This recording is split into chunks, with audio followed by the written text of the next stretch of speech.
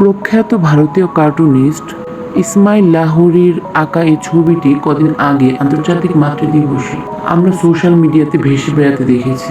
শুধু একটি কার্টুন ছবির মাধ্যমে তিনি যেন একজন অসহায় মায়ের সামনে তার সন্তানদের মোবাইলের চোরাবালিতে ডুবে যেতে দেখিয়েছেন। আমি নিজেও মনে করি আমাদের স্কুল পড়ুয়া ছেলে মেয়েদের সামনে মোবাইল নেট একটা সামাজিক সমস্যা। লেখাপড়ার বাইরে যেটুকু সময় তারা পায় মোবাইলে ডুবে থাকে। এর ক্ষতিকর দিক বাবা মারা বোঝে না এমন নয়, কিন্তু তারা যেন অসহায়। একজন শিক্ষক হিসাবে এমন অভিজ্ঞতাও হয়েছে।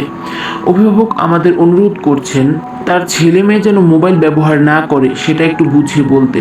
তারা বাবা মা হয়ে সন্তানকে নিয়ন্ত্রণ করতে না পেরে শিক্ষকের শরণাপন্ন হচ্ছেন।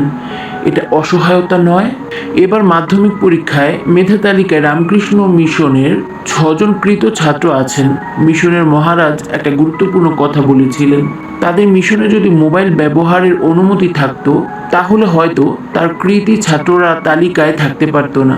আমাদের ছোটবেলায় যখন মোবাইল স্বপ্নেও ছিল না, তখন পড়ার বাইরে আমাদের খেলা ছিল, আর ছিল গল্পের বই পড়া। আমি ক্লাসে যারা ভালো রেজাল্ট করে তাদেরও জিজ্ঞাসা করে দেখেছি, পড়ার বইয়ের বাইরে কোনো বই তারা পড়ে না।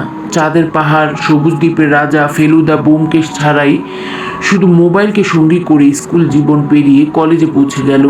কিন্তু কোথাও যেন একটা ফাঁকা থেকে গেল। সে ফাঁকাটা সব থেকে বেশি বুঝতে পারছেন একজন মা। তিনি যেন ডুবতে দেখছেন সন্তানদের, কিন্তু তিনি যেন অসহায়। এই অসহায়তা থেকে মুক্তির উপায় আমার জানা নেই, কিন্তু ভাবতে হবে সবাইকে, সুন্দর ভবিষ্যতের জন্য, সন্তানের উজ্জ্বল ভবিষ্যতের জন্য।